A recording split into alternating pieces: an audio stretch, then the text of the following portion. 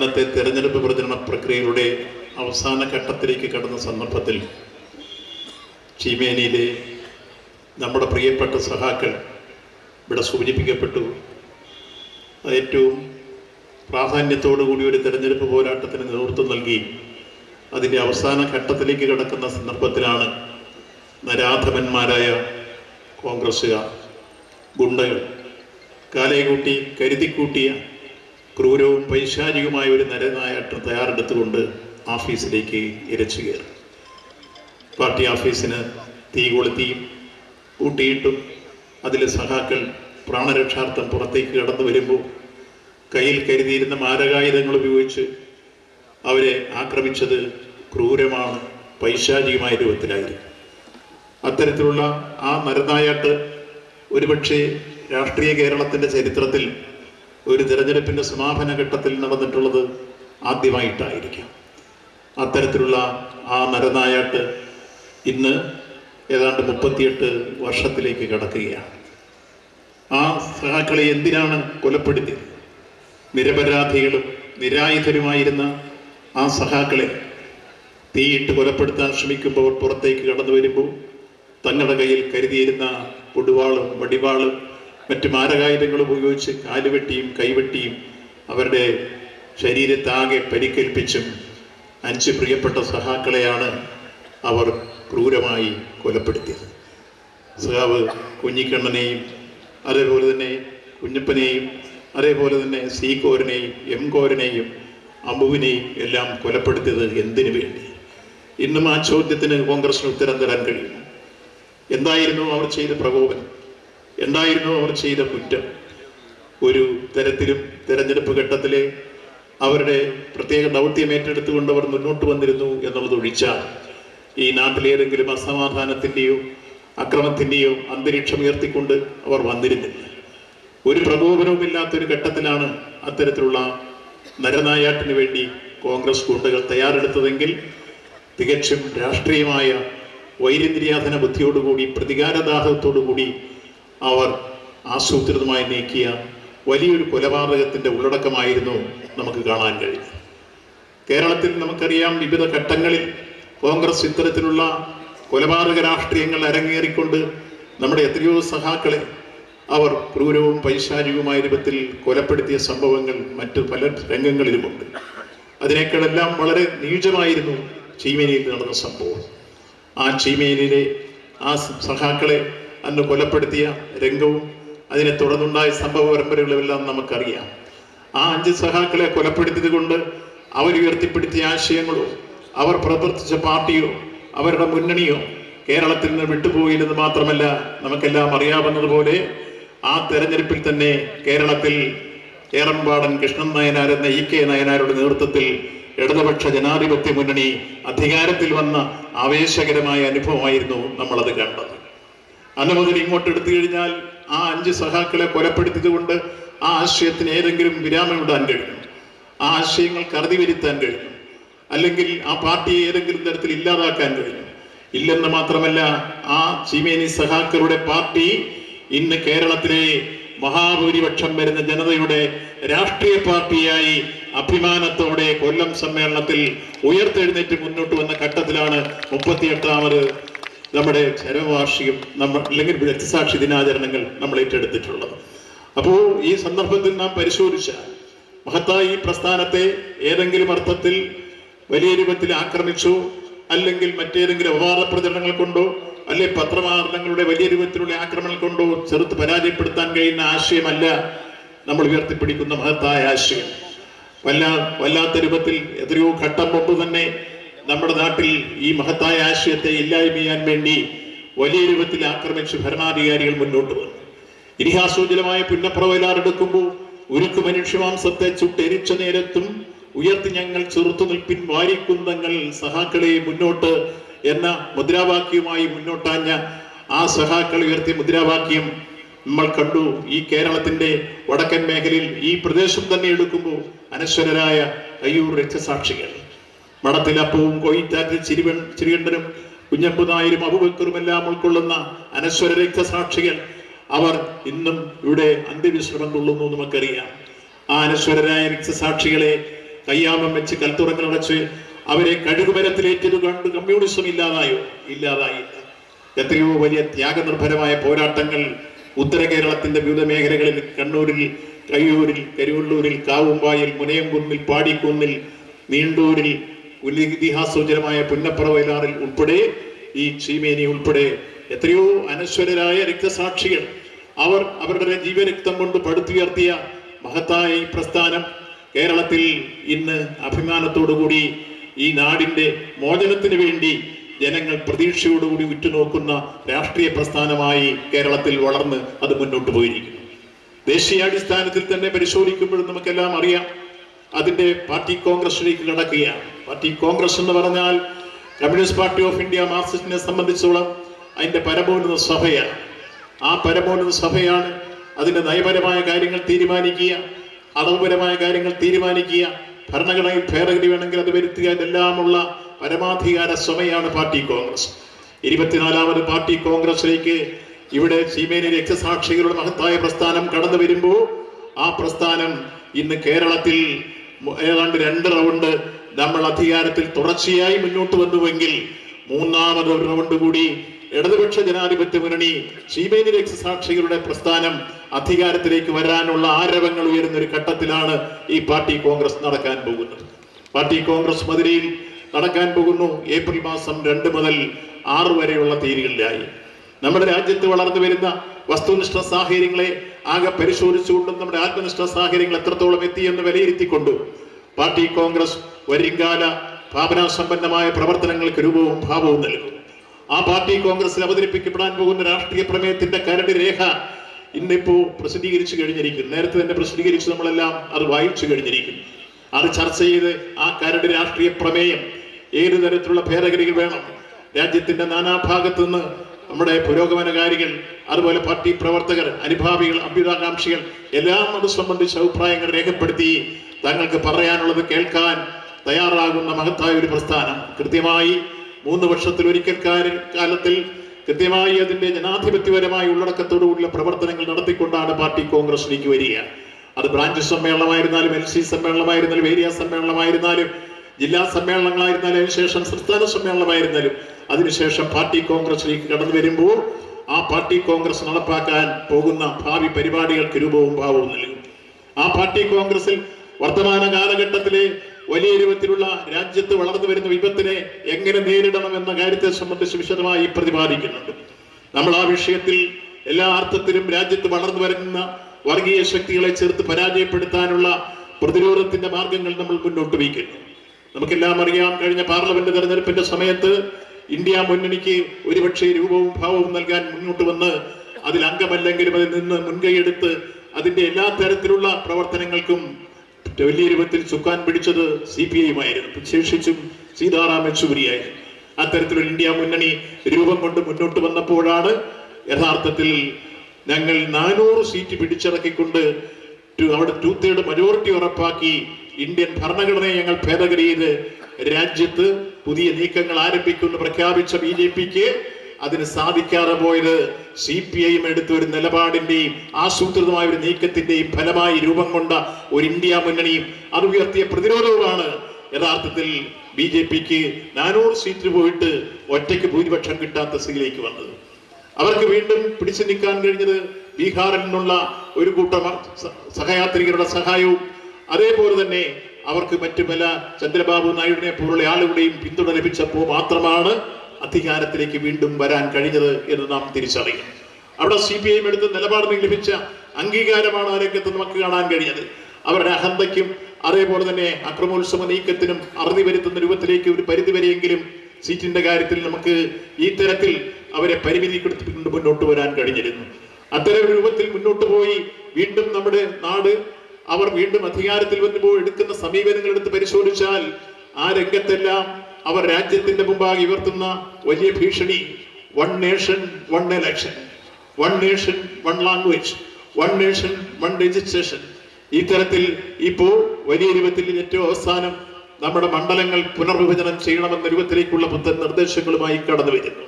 എന്താണ് ഇതിന്റെ എല്ലാം ആത്യന്തികമായ ഉദ്ദേശം നമ്മൾ മനസ്സിലാക്കുമ്പോൾ നമുക്ക് കൃത്യമായി തിരിച്ചറിയാൻ കഴിയുന്നു.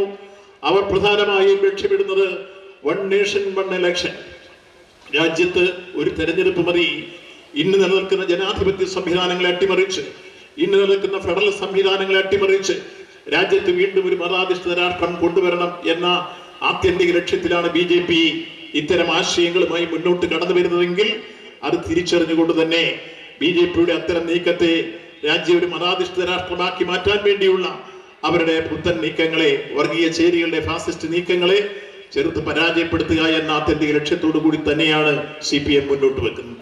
അതിന്റെ നയപരിപാടികളുമായി നമ്മൾ മുന്നോട്ട് വരുന്നത്. ആ നീക്കം നമ്മൾ കൃത്യമായി തുറന്നു കാണിച്ചുകൊണ്ടാണ് മുന്നോട്ട് വരുന്നത്. നമ്മുടെ രാജ്യത്ത് അത്തരത്തിലുള്ള ഒരു നീക്കത്തിന് ഒരു തരത്തിലുള്ള സാധ്യതകളും നമുക്ക് ഒരുക്കി കൊടുത്തുകൂടാ. ഏറ്റവും അവസാനമായി ഇന്നലെ നമ്മൾ കണ്ടു, മദിരാശിയിൽ, ചെന്നൈയിൽ പ്രധാനമായും തമിഴ്നാട് മുഖ്യമന്ത്രി വിളിച്ചു ചേർത്ത സുപ്രധാനമായ ഒരു യോഗം, വിവിധ സംസ്ഥാനങ്ങളിലെ മുഖ്യമന്ത്രിമാർ പങ്കെടുത്തുകൊണ്ട് പ്രഖ്യാപിച്ച സുപ്രധാനമായ ഒരു പ്രഖ്യാപനം, 25 വർഷക്കാലത്തേക്കെങ്കിലും മണ്ഡലം പുനർനിർണയം എന്ന ആശയം ഈ മഹാഭാരതത്തിൽ നടത്താൻ നമുക്ക് അനുവദിച്ചുകൂടാ എന്ന പ്രഖ്യാപനമാണ് ഇന്നലെ ചെന്നൈയിൽ ചേർന്ന മുഖ്യമന്ത്രിമാരുടെ സമ്മേളനത്തിൽ മുന്നോട്ട് വെച്ച സുപ്രധാനമായ നിർദ്ദേശങ്ങൾ. അത് നടപ്പാക്കാൻ വേണ്ടി രാജ്യത്തെ ജനാധിപത്യവാദികളെല്ലാം യോജിപ്പിച്ചുകൊണ്ടുള്ള വലിയ മുന്നേറ്റത്തിന് നമ്മുടെ രാജ്യം തയ്യാറെടുക്കണമെന്ന അഭ്യർത്ഥനയാണ് CPI മുന്നോട്ട് വയ്ക്കുന്നത്. ഈ കാലഘട്ടത്തിൽ നമ്മുടെ ജനാധിപത്യ അവകാശങ്ങളെ ധ്വംസിച്ചുകൊണ്ട്, പൗരാവകാശങ്ങളെ ധ്വംസിച്ചുകൊണ്ട്, മനുഷ്യാവകാശങ്ങളെ തകർത്തുകൊണ്ട് രാജ്യം വീണ്ടും ഏകാധിപത്യത്തിലേക്ക് കൊണ്ടുപോകാൻ വേണ്ടി പരിശ്രമിക്കുന്ന നീക്കങ്ങൾ ഇന്ന് ഭരണാധികാരികൾ തകൃതിയായി നടത്തിക്കൊണ്ടിരിക്കുകയാണ്. അവർ ഫെഡറൽ സംവിധാനങ്ങളെ അട്ടിമറിക്കുന്നു. രാജ്യത്ത് അത്തരത്തിലുള്ള ഫെഡറൽ BJP ഇതര സംസ്ഥാനങ്ങളോട് എടുക്കുന്ന സമീപനം, ഗവർണർമാരെ അടക്കം ഉപയോഗിച്ചുകൊണ്ട് നമ്മുടെ സംസ്ഥാനത്തെ എല്ലാ തരത്തിലുള്ള പ്രവർത്തനങ്ങളെയും തടസ്സപ്പെടുത്താൻ വേണ്ടി BJP ഇതര സംസ്ഥാനങ്ങളോട് എടുക്കുന്ന പ്രതികാര മനോഭാവങ്ങൾ കാണുന്നു. രാജ്യത്തിന്റെ വിവിധ മേഖലകളിൽ അവർ സ്വീകരിക്കുന്ന സമീപനങ്ങൾ, മതന്യൂനപക്ഷങ്ങൾക്കെതിരായിട്ടുള്ള ആക്രമണങ്ങൾ വലിയ രൂപത്തിൽ അത് അഴിച്ചുവിടുന്ന രൂപത്തിലേക്ക് കടന്നു വരികയാണ്. ഒരു ഭാഷ, ഒരു രാജ്യം എന്ന രൂപത്തിലേക്ക് വരുന്ന ഹിന്ദി അടിച്ചേൽപ്പിക്കാൻ വേണ്ടി ശ്രമിക്കുന്നു. ഒരു കാരണവശാലും അംഗീകരിക്കാൻ കഴിയില്ല എന്ന രൂപത്തിലേക്ക് വരുന്നു. നമ്മുടെ രാജ്യത്ത് ഇത്തരത്തിൽ ഏകാധിപത്യത്തിന്റെ ഉള്ളടക്കങ്ങൾ ഉയർത്തി മതാധിഷ്ഠിത രാഷ്ട്രം കെട്ടിപ്പടുക്കുക എന്ന ആത്യന്തികമായ ലക്ഷ്യത്തിൽ ഒരുപക്ഷെ RSSന്റെ ഇപ്പൊ 100ാം വാർഷികം ആഘോഷിക്കുന്ന ഈ ഘട്ടത്തിൽ അത്തരമൊരു വലിയ നീക്കം നടത്താൻ ഗൂഢാലോചനകൾ ഒരു ഭാഗത്തു കൂടി നടക്കുകയാണ്. മറ്റൊരു ഭാഗത്തു കൂടി RSSന്റെ താത്വികാചാരനായ ഗുരുജി ഗോൾവോൾക്കർ മുന്നോട്ട് വെച്ച ബഞ്ച് ഓഫ് തോട്ടിലെ ആശയങ്ങൾ അർത്ഥപൂർണമായി നടപ്പാക്കണമെന്ന രൂപത്തിലേക്ക് അവർ മുന്നോട്ട് വരുന്നു. അതിനുവേണ്ടി എടുക്കുന്ന സമീപനങ്ങളാവട്ടെ, ഉത്തരപൂർവ്വ ഭാരതത്തിൽ അവർ സ്വീകരിക്കുന്ന മതന്യൂനപക്ഷങ്ങൾ എടുക്കുന്ന സമീപനങ്ങൾ അങ്ങേയറ്റം വിവേചനാപരമാണ്. ഏറ്റവും അവസാനമാണ് ഹോളി ആഘോഷങ്ങൾ നടക്കുന്ന ഘട്ടങ്ങൾ നാം കണ്ടു. ആ ഹോളി ആഘോഷങ്ങൾ നടക്കുന്ന പ്രദേശത്ത് മുഴുവൻ വലിയ രൂപത്തിൽ മറകെട്ടി മുസ്ലിം ജമായത്തുകളെല്ലാം അവർ തരംതിരിക്കുന്നു. അവരുടെ പാതയിൽ കൂടി പോകാൻ പാടില്ല എന്ന് പറഞ്ഞു. അവിടെ രഥഘോഷയാത്ര വരുന്ന സ്ഥലങ്ങളിൽ അഹിന്ദുക്കളുടെ കച്ചവടം പാടില്ല എന്ന് പറയുന്നു. അതുപോലുള്ള കോളനികൾ അവർ തുർക്കുമാൻ ഗേറ്റ് മുമ്പ് ഇടിച്ച് നിരപ്പാക്കിയതുപോലെ JCB വെച്ച് പൊളിച്ചു മാറ്റുന്ന രൂപത്തിലേക്ക് വരുന്നു. മണിപ്പൂരിലാണെങ്കിൽ നമ്മൾ കണ്ടു, എത്രയോ നാളായി, ഒരു വർഷക്കാലത്തിലേറെയായി നടന്നുകൊണ്ടിരുന്ന സംഘർഷഭരിതമായ സാഹചര്യം, പച്ച മനുഷ്യൻ നിന്ന് കത്തുന്ന സാഹചര്യങ്ങൾ. ആ പച്ച മനുഷ്യൻ നിന്ന് കത്തി ആ പച്ച മനുഷ്യന്റെ വെന്തരിയുന്ന ഗന്ധങ്ങൾ അന്തരീക്ഷങ്ങളിലാകെ പടരുമ്പോഴും കേന്ദ്ര ഭരണാധികാരികൾ തിരിഞ്ഞു നോക്കാതെ ഇപ്പൊ ഏറ്റവും അവസാനം അവിടെ പ്രസിഡന്റ് ഭരണം ഏർപ്പെടുത്തുന്ന രൂപത്തിലേക്ക് വരുന്നു. അവിടെയും കേന്ദ്രത്തിൽ ഇന്ത്യയുടെ പ്രധാനമന്ത്രി ഒരു വർഷക്കാലത്തിലേറെ ഇത്രയേറെ നരനായാട്ട് നടന്നിട്ട് ഇത്രയേറെ മനുഷ്യനെ കൊന്നൊടുക്കിയിട്ട് തിരിഞ്ഞു നോക്കാൻ തയ്യാറായില്ലെന്ന് മാത്രമല്ല, ആ പ്രദേശത്ത് വീണ്ടും അത് നടന്നോട്ടെ എന്ന സാഹചര്യം ഒരുക്കി കൊടുക്കുന്ന സ്ഥിതിവിശേഷം. അവസാനം സുപ്രീം കോടതി ജഡ്ജിമാർ ഇപ്പൊ പോയിരിക്കുകയാണ് സ്ഥലം സന്ദർശിക്കാൻ. 6 ജഡ്ജിമാർ നമ്മുടെ രാജ്യത്ത് ഉത്തരപൂർവ്വ ഭാരതത്തിന്റെ വിവിധ മേഖലകളിൽ ഇത്തരത്തിൽ മതത്തിന്റെ ജാതിയുടെ ഒക്കെ പേരിൽ വളർത്തിക്കൊണ്ടുവരുന്ന അന്തരീക്ഷങ്ങൾ വിവിധ തരത്തിൽ സംഘർഷിതഭരിതമാക്കിക്കൊണ്ട് അവർക്ക് ഈ രംഗത്ത് മതാധിഷ്ഠിത രാഷ്ട്രം കെട്ടിപ്പടുക്കാനുള്ള ജനാധിപത്യത്തെ ധ്വംസിച്ചുകൊണ്ടുള്ള മതന്യൂനപക്ഷങ്ങളെ എതിർത്തുകൊണ്ടുള്ള നീക്കങ്ങളാണ് വരുന്നത്. എത്രയോ സംഭവങ്ങളാണ് ഓരോ ദിവസവും വന്നുകൊണ്ടിരിക്കുന്നത്. വെട്ടുക, മുറിക്കുക, പങ്കുവയ്ക്കുക, ഗ്രാമം, പത്തനം, ജനപദം ഒക്കെയും കൊന്നും തിന്നും വാഴുക പുലികളായി സിംഹങ്ങളായും മർത്യരാവുക മാത്രം വയ്യ ജന്തുത ജയിക്കുന്നു എന്ന് ONVന്റെ അശാന്തി പർവ്വങ്ങളിൽ പാടിയതുപോലെ വർത്തമാന കാലഘട്ടത്തിൽ മർത്യരാവുക മാത്രം വയ്യ ജന്തു ജയിക്കുന്ന അർത്ഥത്തിലേക്ക് നമ്മുടെ രാജ്യത്ത് സംഘർഷഭരിതമായി ജാതിയുടെയും മതത്തിന്റെയും വർണ്ണത്തിന്റെയും വർഗത്തിന്റെയും ആചാരത്തിന്റെയും അനുഷ്ഠാനത്തിന്റെയും പ്രദേശത്തിന്റെയും ഭാഷയുടെയും പേരിൽ മനുഷ്യൻ അന്യോന്യം അംഗക്കോഴികളെ പോലെ ആഞ്ഞെടുക്കണമെന്ന ആശയം തന്നെയാണ് ഇവിടെ BJP മുന്നോട്ട് വയ്ക്കുന്നത്. അതിൽ അടിച്ചമർത്തുക, അവരെ കൊലപ്പെടുത്തുക. എത്രയോ സംഭവങ്ങൾ എത്ര വേണമെങ്കിലും പുനരും വരുന്നെന്ന് പ്രസംഗിക്കാനുള്ളത് ഓരോ സംസ്ഥാനത്തും നടന്നുകൊണ്ടിരിക്കുന്ന മനുഷ്യത്വഹീനമായ സമീപനങ്ങൾ നമുക്ക് ചൂണ്ടിക്കാണിക്കാൻ കഴിയും. മറ്റ് വിശദാംശങ്ങളിലേക്ക് പോകുന്നില്ല. അപ്പൊ രാജ്യത്തിന്റെ മുമ്പാകെ ജനാധിപത്യത്തെ തകർത്ത് മതാധിഷ്ഠിത രാഷ്ട്രം കെട്ടിപ്പടുക്കാനുള്ള കേളികൊണ്ടാണ് അവർ നടത്തിക്കൊണ്ടിരിക്കുന്നത്. അതിന് എല്ലാ അർത്ഥത്തിലും അവിടെ ജനാധിപത്യ ശക്തികളെ യോജിപ്പിച്ചുകൊണ്ട് ഈ നീക്കത്തിന്, ഈ നവഫാസിസ്റ്റ് നീക്കത്തിനെതിരെ ശക്തിയായ പ്രതിരോധം തീർത്ത് ജനാധിപത്യം പുനഃസ്ഥാപിച്ചുകൊണ്ട് നമ്മുടെ രാജ്യത്ത് മുന്നോട്ട് പോകുക എന്ന കാഴ്ചപ്പാടാണ് CPI മുന്നോട്ട് വെക്കുന്നത്. ദേശീയ തലത്തിൽ അത്തരത്തിലുള്ള പ്രവർത്തനങ്ങൾക്കൊക്കെ നേതൃത്വപരമായി പങ്കുവെച്ചുകൊണ്ട് CPI മുന്നോട്ട് വരുമ്പോൾ യഥാർത്ഥത്തിൽ ആ വിഷയങ്ങളിൽ വിപുലവും വിശാലമായ വീക്ഷണത്തോടുകൂടി മുന്നോട്ട് വരേണ്ട കോൺഗ്രസ് ആണെങ്കിൽ നിർഭാഗ്യവശാൽ അവിടെ എടുക്കുന്ന സമീപനങ്ങളാകട്ടെ പലപ്പോഴും BJPയെ സഹായിക്കാനും സംരക്ഷിക്കാനും കഴിയുന്നതാണ്. യഥാർത്ഥത്തിൽ വർഗപരമായി എടുക്കുമ്പോൾ രണ്ടും ഒരേ തൂവൽ പക്ഷികളാണ്. സാമ്പത്തിക നയങ്ങളെടുത്താൽ, അതേപോലെ തന്നെ ഇത്തരത്തിലുള്ള പ്രശ്നങ്ങളിലെ സമീപനങ്ങൾ പരിശോധിച്ചാൽ മൃദുഹിന്ദുത്വ സമീപനം സ്വീകരിച്ചുകൊണ്ട് കോൺഗ്രസ് വരുന്ന ഫലമല്ലേ നമ്മുടെ സംസ്ഥാനത്ത് യഥാർത്ഥത്തിൽ രാജസ്ഥാനിൽ വീണ്ടും BJPക്ക് വരാനുള്ള അവസരം ഉണ്ടാക്കി കൊടുത്ത കോൺഗ്രസിന്റെ ഈ കൈതിരിപ്പില്ലേ? മധ്യപ്രദേശിൽ വീണ്ടും വരാനുള്ള ഇവരുടെ കൈതിരിപ്പില്ലേ? അതല്ലേ ഉത്തരപൂർവ്വ ഭാരതത്തിൽ നാം കണ്ടതും ഇത് തന്നെയല്ലേ? ഇങ്ങനെ വിവിധ സ്ഥലങ്ങളിൽ കോൺഗ്രസിന്റെ അഹന്ത കൊണ്ടും കൈതിരിപ്പ് കൊണ്ടും വീണ്ടും BJPക്ക് വരാനുള്ള അവസരം ഒരുക്കി കൊടുക്കുന്ന സാഹചര്യം സൃഷ്ടിക്കുന്ന കോൺഗ്രസ്സാണ്. കോൺഗ്രസിന്റെ ആ നിലപാടിൽ മാറ്റം വരണം. അവർക്ക് ഈ രംഗത്ത് പല സന്ദർഭങ്ങളിലും അവർ മൃദുഹിന്ദുത്വ സമീപനം സ്വീകരിക്കുന്ന സാഹചര്യം വരികയാണ്. അയോധ്യയുടെ പ്രശ്നം വന്നപ്പോൾ നമ്മൾ കണ്ടു, അതിൽ സ്വീകരിച്ച നിലപാടുകൾ നമ്മൾ കണ്ടു കോൺഗ്രസിൻ്റെത്. അതിൽ ഇന്ത്യൻ പാർലമെന്റിന്റെ ഉദ്ഘാടന സമയത്ത് നരേന്ദ്രമോദി എടുത്ത സമീപനം നമ്മൾ കണ്ടു. പാർലമെന്റിന്റെ പുതിയ മന്ദിരം യഥാർത്ഥത്തിൽ ഉദ്ഘാടനം ചെയ്യേണ്ട ഇന്ത്യൻ യൂണിയൻ പ്രസിഡന്റാണ്. ഭരണഘടനാപരമായ ആ ബാധ്യത നിറവേറ്റുന്ന പ്രസിഡന്റിനെ അകറ്റി നിർത്തിക്കൊണ്ട് ഇന്ത്യയുടെ പ്രധാനമന്ത്രി 4-5 സന്യാസിവര്യന്മാരും പൂജാദ്രവ്യങ്ങളുമായി കടന്നുപോയി ചെങ്കോലും കിരീടവും വെച്ച് അത് ഉദ്ഘാടനം ചെയ്യുന്ന രംഗം നമ്മൾ കണ്ടു. രാജ്യത്ത് യഥാർത്ഥത്തിൽ അപമാന ഭാരത്താൽ തലചായ്ക്കേണ്ട രൂപത്തിലേക്കല്ലേ വന്നത്? നമ്മുടെ ഭരണഘടനയെ തന്നെ വെല്ലുവിളിക്കുന്ന രൂപത്തിലേക്കല്ലേ വന്നത്? മതനിരപേക്ഷതയാണ് നമ്മുടെ ഭരണഘടന ഉയർത്തിപ്പിടിക്കുന്ന ഏറ്റവും പരിപാവനമായ വീക്ഷണം. ഈ മഹാഭാരതത്തിന്റെ ഭരണഘടനയുടെ അന്തസ്സത്ത ആ മതനിരപേക്ഷതയാണ്. നമ്മുടെ ഭരണഘടനയുടെ പ്രിയാമ്പിളിൽ കൊടുക്കുന്ന മനോഹരമായ വാചകം, V the people of India, നമ്മൾ ഇന്ത്യക്കാർ. ആ ഇന്ത്യക്കാർ ഏറ്റെടുക്കുന്ന മഹാഭാരതത്തിന്റെ വീക്ഷണം എന്താ? സ്വാതന്ത്ര്യാനന്തര ഭാരതം ഒരു മതനിരപേക്ഷ ജനാധിപത്യ സോഷ്യലിസ്റ്റ് സ്ഥിതിസമത്വ റിപ്പബ്ലിക്കൻ ഭരണകൂടമായിരിക്കണം. അതാണ് നമ്മുടെ ഭരണഘടന മുന്നോട്ട് വെച്ച ആശയം. ആ ഭരണഘടനയ്ക്ക് രൂപം കൊടുത്ത മഹാനായ അംബേദ്കറെ പോലും അപമാനിച്ചില്ലേ അമിത്ഷാ? എത്ര മര്യാദരഹിതമായ വർത്തമാനമാണ് അമിത്ഷാ യഥാർത്ഥത്തിൽ അംബേദ്കറെ കുറിച്ച് പറഞ്ഞത്. മഹാനായ അംബേദ്കറെ അപമാനിച്ചു, ഭരണഘടനാ ശില്പികളെ അപമാനിച്ചു. യഥാർത്ഥത്തിൽ ആ ഭരണഘടനയെ ഇന്ന് പിച്ച് ചീന്താനാണ് BJP പരിശ്രമിച്ചുകൊണ്ടിരിക്കുന്നത്. നമ്മുടെ ഭരണഘടന ഉയർത്തിപ്പിടിക്കുന്ന മതനിരപേക്ഷത എന്താണ്? മതനിരപേക്ഷതയ്ക്ക് സ്വാമി വിവേകാനന്ദൻ കൊടുത്ത ഒരു ഡെഫിനിഷനുണ്ട്. ഒരു വിശ്വാസിക്ക് അവന്റെ വിശ്വാസ പ്രമാണങ്ങളെ കുറിച്ച് അവൻ വിശ്വസിക്കുന്ന ആരാധനാമൂർത്തിയുടെ മുമ്പിൽ വരാരമായി സംസാരിക്കാൻ അവകാശമുള്ളതുപോലെ തന്നെ ഒരു അവിശ്വാസിക്ക് അവന്റെ ധാരണകൾ പറയാനുള്ള അവകാശം അംഗീകരിക്കപ്പെടുമ്പോൾ രാജ്യത്ത് മതനിരപേക്ഷത പുലരും. ഇതാണ് സ്വാമി വിവേകാനന്ദൻ മതനിരപേക്ഷതയ്ക്ക് കൊടുത്ത ഡെഫിനിഷൻ. ആ മതേതരത്വം നമ്മൾ ഉയർത്തിപ്പിടിക്കണ്ടേ? മതേതര ജനാധിപത്യത്തിന്റെ മഹത്തായ പാരമ്പര്യങ്ങൾ ഉയർത്തിപ്പിടിക്കാൻ മുന്നോട്ട് വരുന്നവരെ എല്ലാ അർത്ഥത്തിലും ഇന്നവർ വലിയ രൂപത്തിൽ പരിഹസിക്കുകയോ ഹിംസിക്കുകയോ അവരെല്ലാം പല രൂപത്തിൽ ഉയർത്തി കാണിക്കുകയോ ചെയ്യുന്ന ശൈലിയിലേക്ക് ഭരണാധികാരികൾ വരികയാണ്. രാജ്യത്തിന്റെ വിവിധ പ്രശ്നങ്ങൾ എടുത്ത് പരിശോധിച്ചാൽ ആ രംഗങ്ങളെല്ലാം കാണാം. വിവിധ മേഖലകളിലെ ഇടപെടൽ നമുക്ക് കാണാൻ കഴിയും. അത്തരത്തിലാണ് കേന്ദ്ര ഭരണാധികാരികൾ മുന്നോട്ട് നീങ്ങിക്കൊണ്ടിരിക്കുന്നത്. അതേപോലെ തന്നെ സാമ്പത്തിക നയങ്ങൾ എടുക്കും. ഇപ്പൊ ബഡ്ജറ്റ് അവതരിപ്പിച്ചു. ആ ബഡ്ജറ്റ് അവതരിപ്പിക്കുന്ന ഘട്ടത്തിൽ നമ്മൾ കണ്ടു കേന്ദ്ര ഭരണാധികാരികൾ BJP ഭരിക്കുന്ന സംസ്ഥാനങ്ങൾ വരെ സഹായിക്കുന്ന സംസ്ഥാനങ്ങൾക്കുമെല്ലാം വാരിക്കോരി കൊടുത്തു. അതേസമയത്ത് BJP ഇതര സംസ്ഥാനങ്ങൾ കൊടുത്ത നിഷേധാത്മക സമീപനം നമുക്കറിയാവുന്നതുപോലെ തന്നെ കേരളത്തോടെടുത്ത ക്രൂരവും പൈശാചികവുമായ സമീപനം. കേരളം എന്നൊരു സംസ്ഥാനം ഉണ്ട് എന്ന് ധനകാര്യമന്ത്രിയുടെ ബഡ്ജറ്റ് പ്രസംഗത്തിലില്ല. അവരുടെ മാപ്പിൽ കേരളമില്ല. ഈ കേരളത്തെ ഇന്ത്യ രാജ്യത്തിന്റെ ഭാഗമായി അവർ കാണുന്നില്ല. എത്ര അവഗണനയാണ് കേരളത്തോട് അവർ കാട്ടുന്നത്. ഇതിന്റെ ഭാഗമല്ലേ നമ്മൾ കണ്ടു. വയനാട് ദുരന്തമുണ്ടായി. ആ ദുരന്തമുണ്ടായി പ്രധാനമന്ത്രി വന്നു, കണ്ടു. ആ ദുരന്തത്തിന്റെ ആഴവും പരപ്പും ഉടുതുണിക്ക് മറുതുണിയില്ലാതെ എത്രയോ ഭയാനകമായ ഒരു സാഹചര്യം സംജാതമായതിന്റെ ഉള്ളടക്കം കണ്ടുപോയി.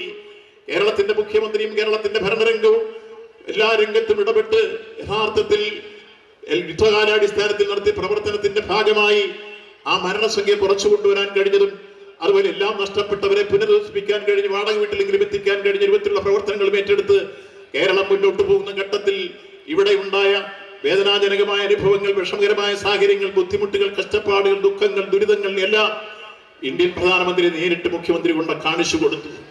അവസാനം ഒരു കുട്ടിക്ക് ഒരു ഉമ്മ കൊടുത്തു പോയതല്ലാതെ കേന്ദ്രത്തിൽ നിന്ന് പ്രധാനമന്ത്രി ഒരു സിംഗിൾ പൈസ ഈ കേരളത്തെ സഹായിക്കാൻ ഈ ബഡ്ജറ്റിലോ മറ്റേതെങ്കിലും തരത്തിലുള്ള ആശ്വാസ നടപടികൾ സ്വീകരിച്ചു? വിവേചനപരമായ സമീപനം സ്വീകരിക്കുന്നതിന്റെ ഏറ്റവും വലിയ ദൃഷ്ടാന്തമല്ലേ? അതേസമയത്ത് ത്രിപുരയിൽ വെള്ളപ്പൊക്കം ഉണ്ടായപ്പോൾ വെള്ളം ഇറങ്ങുന്നതിന് മുമ്പേ പണം കൊടുത്തു, ആന്ധ്രാപ്രദേശിൽ കൊടുത്തു. അവിടെ പ്രധാനമന്ത്രി എല്ലാ രംഗത്തും അവരെ സഹായിക്കുന്ന സംസ്ഥാനങ്ങൾ ഏതൊക്കെയുണ്ടോ അവർക്കെല്ലാം കൊടുക്കുന്ന രംഗം നമ്മൾ കണ്ടു. അത്തരത്തിലുള്ള സംസ്ഥാനങ്ങളെയൊക്കെ സഹായിക്കുകയും വെള്ളപ്പൊക്കം അതിൽ കൊടുങ്കാറ്റ് പാറ്റ് യഥാർത്ഥത്തിൽ നാട്ടിൽ നിന്ന് പോകുന്നതിന് മുമ്പേ അവർക്ക് സഹായം എത്തിച്ചു കൊടുത്ത് പ്രഖ്യാപിച്ചു. 3800 കോടി രൂപയുടെ കണക്കുകളെല്ലാം പത്രത്തിൽ കണ്ടു. 1 രൂപ നമുക്ക് തരണ്ടേ? 1 രൂപ നമുക്ക് തരണ്ടേ? നമ്മൾ ഇന്ത്യൻ യൂണിയന്റെ ഭാഗമല്ലേ? നമ്മൾ കൊടുക്കുന്ന നികുതിപ്പണം ഉൾപ്പെടെ അവിടെ ഇല്ലേ? എന്തേ തരാതെ പോകുന്നത്? അവിടെയാണ് പ്രതികാര മനോഭാവം, രാഷ്ട്രീയ വിവേചനം. കേരളത്തിലെ ജനങ്ങളെ ജനങ്ങളായി അംഗീകരിക്കാൻ അവർ തയ്യാറാകുന്നില്ല. BJP എടുക്കുന്ന പക്ഷപാതപരമായ സമീപനം അങ്ങേയറ്റം പ്രതിഷേധാർഹമാണ്. കേരളത്തോട് കാട്ടുന്ന ഈ അവഗണന ഇപ്പൊ നമ്മൾ കണ്ടു. ഏറ്റവും അവസാനം നിർമ്മലാ സീതാരാമൻ ഇന്ത്യൻ പാർലമെന്റിൽ അവതരിപ്പിച്ച ബഡ്ജറ്റിനെ തുടർന്നുണ്ടായ സാമ്പത്തിക സാഹചര്യങ്ങളെ കുറിച്ചൊരു ചോദ്യത്തിന് ഉത്തരം നമ്മുടെ രാജസ്ഥാനിൽ നിന്നുള്ള MP എഴുതി ചോദിച്ചപ്പോൾ കിട്ടിയ മറുപടിയിൽ, നിങ്ങൾ ഇപ്രാവശ്യം റൈറ്റ് ഓഫ് ചെയ്യുന്നത് ആരുടെയൊക്കെയാണ്? നാഷണലൈസ്ഡ് ബാങ്കിൽ നിന്നും മറ്റ് കൊമേഴ്സ്യൽ ബാങ്കിൽ നിന്നും ഷെഡ്യൂൾ ബാങ്കിൽ നിന്നുമല്ല, വൻകിടക്കാരായ കോർപ്പറേറ്റുകൾ എടുത്തിട്ടുള്ള വായ്പകൾ 3 മാസം കഴിഞ്ഞാൽ നോൺ പെർഫോമിംഗ് അസറ്റ്സ് എന്ന ഓമന പേരിട്ടത് മാറ്റി നിർത്തും. NBA ആ NBA മാറ്റിയിട്ട് കുറച്ച് കഴിയുമ്പോൾ അതിന്റെ എമൗണ്ടുകൾ പെരുകി വരുന്നു. ആ പെരുകി വരുന്ന എമൗണ്ടുകൾ പരിശോധിക്കുമ്പോൾ 8.6 ലക്ഷം കോടി രൂപ ഇന്ത്യയിൽ ഈ കോർപ്പറേറ്റുകൾക്ക് വേണ്ടി ബഡ്ജറ്റ് എയ്ഡ് കൊടുത്ത് എഴുതി തള്ളുന്നു എന്ന് പ്രഖ്യാപിക്കുമ്പോൾ അതിൽ അത്തരം ലക്ഷ്യമൊന്നും നമുക്ക് വേണ്ട. ഈ കേരളത്തിന് യഥാർത്ഥത്തിൽ ഏതെങ്കിലും അർത്ഥത്തിൽ നമ്മളെ ഒന്ന് സഹായിക്കാൻ, ഒരു സന്മനസ്സുണ്ടെന്ന് കാണിക്കാനെങ്കിലും ഒരു തുക അനുവദിക്കണ്ടേ? ആ കോർപ്പറേറ്റുകൾക്ക് കൊടുക്കുന്ന സഹായം നമുക്ക് വേണ്ടേ? ആ പ്രമാണിമാർക്ക് കൊടുക്കുന്ന സഹായം നമുക്ക് ലഭ്യമാവുന്നുണ്ടോ? അവിടെയാണ് നമ്മൾ കേരളത്തിലെ ജനങ്ങൾ ഈ ഗവൺമെന്റിന്റെ കേന്ദ്ര ഗവൺമെന്റിന്റെ പ്രതികാര മനോഭാവവും രാഷ്ട്രീയമായ വിവേചനപരമായ സമീപനവും തിരിച്ചറിയേണ്ടത്. ഇത്തരത്തിൽ കേന്ദ്ര ഭരണാധികാരികൾ നമ്മളെ വിഷമിപ്പിക്കുന്നു, വേദനിപ്പിക്കുന്നു രൂപത്തിലേക്ക് എല്ലാം പോകുമ്പോഴും അതെല്ലാം ഉണ്ടെങ്കിലും ഒരു കാര്യം നമ്മൾ ഈ കാര്യത്തിൽ ബഹുമാനപ്പെട്ട മുഖ്യമന്ത്രി പ്രഖ്യാപിച്ചു. നിങ്ങൾ കേന്ദ്രം ഇത് തന്നില്ലെങ്കിലും ഇത് തരാതിരിക്കുന്നു എന്നുള്ളത് പ്രതികാര മനോഭാവമാണ് ഞങ്ങൾ തിരിച്ചറിയുന്നു, രാഷ്ട്രീയ വിവേചനമാണ് ഞങ്ങൾ തിരിച്ചറിയുന്നു. കേരളം ഇന്ത്യയുടെ ഭാഗമല്ലേ എന്ന് അദ്ദേഹം ചോദിച്ചു. എന്നിട്ട് അദ്ദേഹം പറഞ്ഞു, ഇതൊന്നും വന്നില്ലെങ്കിലും വയനാട്ടിലെ പാവപ്പെട്ട ജനങ്ങൾ, വീട് നഷ്ടപ്പെട്ടവർ, ഉറ്റവർ നഷ്ടപ്പെട്ടവർ, ഉടയവർ നഷ്ടപ്പെട്ടവർ, ഉടുതുണിക്ക് മറുതുണിയില്ലാത്തവർ, ഇപ്പൊ വാടക വീട്ടിൽ താമസിക്കുന്ന ഈ മുഴുവൻ പേരെയും നെഞ്ചോട് ചേർത്ത് സംസ്ഥാന ഗവൺമെന്റ് ടൗൺഷിപ്പ് രൂപീകരിച്ചവരെ ഇവിടെ പുനരധിവസിപ്പിക്കുമെന്ന് മുഖ്യമന്ത്രി പ്രഖ്യാപിച്ചു. 27-ാം തീയതി തറക്കല്ലിടാൻ പോവുകയാണ്. 27-ാം തീയതി വയനാട്ടിൽ തറക്കല്ലിടാൻ പോവുകയാണ്. ലിസ്റ്റ് അംഗീകരിച്ചു. 402 പേർക്ക് വീട് കൊടുക്കാൻ പോവുകയാണ്. മരിച്ചത് ലിസ്റ്റ് കണക്കും അനുസരിച്ച് വന്നിട്ടുള്ളത് 250-ൽ താഴെയുള്ളൂ. 37 പേരെ കാണാനുണ്ടിനിയും. പക്ഷേ വീട് നഷ്ടപ്പെട്ടവർ വേറെ ഉണ്ടെന്നുള്ളത് കൊണ്ട് അവിടെ പ്രതിഫലം സ്വരൂപിച്ച വീടുകൾ അനുസരിച്ച് 402 പേരുടെ വീടുകൾ ലിസ്റ്റ് പ്രസിദ്ധീകരിച്ചു കഴിഞ്ഞിരിക്കുന്നു. അപ്പൊ കേന്ദ്രം 1 രൂപ തന്നില്ലെങ്കിൽ പോലും നമ്മുടെ സംസ്ഥാനത്തെ ഇടതുപക്ഷ ജനാധിപത്യ മുന്നണി ഗവൺമെന്റ്, ബഹുമാനപ്പെട്ട മുഖ്യമന്ത്രി ഈ വിഷയത്തിൽ അർത്ഥശങ്കയ്ക്കിടയില്ലാത്ത രൂപത്തിൽ പ്രഖ്യാപിച്ചു. ഈ മുഴുവൻ പേരെയും നെഞ്ചോട് ചേർത്ത് അവരെ കരുതലും കൈത്താങ്ങുമായി മുന്നോട്ട് വന്ന് അവരെ പുനരധിവസിക്കും. എല്ലാവർക്കും 1000 സ്ക്വയർ ഫീറ്റ് ഉള്ള വീട്, 1000 സ്ക്വയർ ഫീറ്റ് ഉള്ള വീട് മാത്രമല്ല, അവർക്ക് ആ വീട് കൊടുക്കുമ്പോൾ ഭാവിയിൽ പണിയണമെങ്കിൽ അതിനുള്ള സൗകര്യങ്ങൾ ഒരുക്കിയിടും. അതോടൊപ്പം അവരുടെ ടൗൺഷിപ്പിൽ അവർക്ക് സ്കൂൾ ഉണ്ടാവും, അംഗൻവാടികൾ ഉണ്ടാവും, പ്ലേ സ്കൂൾ ഉണ്ടാവും, ആശുപത്രികൾ ഉണ്ടാവും, മാർക്കറ്റ് ഉണ്ടാവും, അതേപോലെ തന്നെ എന്റർടൈൻമെന്റിനുള്ള എല്ലാ സൗകര്യങ്ങളും ഉണ്ടാവും, റീഡിംഗ് റൂം ഉണ്ടാവും. ഏതൊക്കെ തരത്തിലുള്ള പൊതുവായ ആവശ്യങ്ങൾ നടപടിപ്പെടുന്ന സംഘടനകളുണ്ടോ അത് മുഴുവൻ സർക്കാരുടെ അവസ്ഥയിൽ അവിടെ ഉണ്ടാവും. പുറത്തു പോകേണ്ടതാ ആരും ടൗൺഷിപ്പ് രൂപീകരിച്ചു കൊടുക്കും. മനോഹരമായ സ്ഥലം. യഥാർത്ഥത്തിൽ കോടതിയിൽ ഒരു കേസ് പോയി സ്ഥലോടമസ്ഥന്മാർ പോയത് കൊണ്ടാണ് അല്പം താമസിച്ചത്. കോടതി ഇപ്പൊ അനുകൂലമായ വിധി തന്നു. ഇപ്പൊ ബഹുമാനപ്പെട്ട കേരള ഹൈക്കോടതി പോലും മിനിങ്ങാതെ ചോദിച്ചൊരു ചോദ്യമുണ്ട് കേന്ദ്ര ഗവൺമെന്റിനോട്, നിങ്ങളുടെ അജണ്ട എന്താ? ഞങ്ങൾക്ക് മനസ്സിലാവുന്നില്ല. കേന്ദ്രത്തിലിരിക്കുന്ന ഉദ്യോഗസ്ഥന്മാരെ വേണമെങ്കിൽ ഇന്ന് പകല് തന്നെ ഇവിടെ വരുത്താൻ ഞങ്ങൾക്കറിയാം. ആരായിരുന്നു പറഞ്ഞത്? ബഹുമാനപ്പെട്ട കേരള ഹൈക്കോടതി. ബഹുമാനപ്പെട്ട കേരള ഹൈക്കോടതി വരെ കേന്ദ്ര ഗവൺമെന്റിന്റെ ഈ നിലപാടിനെതിരെ രൂക്ഷമായ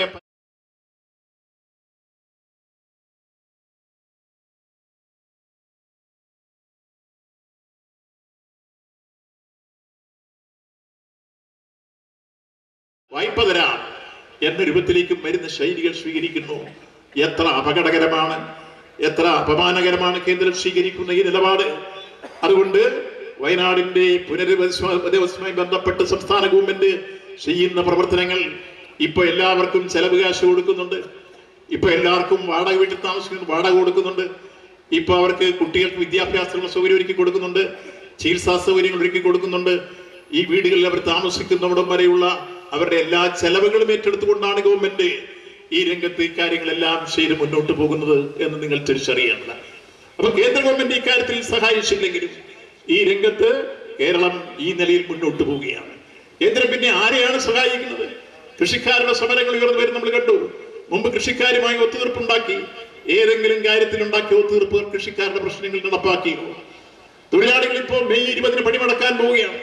ദേശീയാവകമായ ഒരു പണിമുടക്കത്തിന് വേണ്ടി ഇന്ത്യയിലെ തൊഴിലാളി വർഗം തയ്യാറെടുക്കുന്നു. എന്താണ് അവർ ഉയർത്തിയിട്ടുള്ള മുദ്രാവാക്യങ്ങൾ?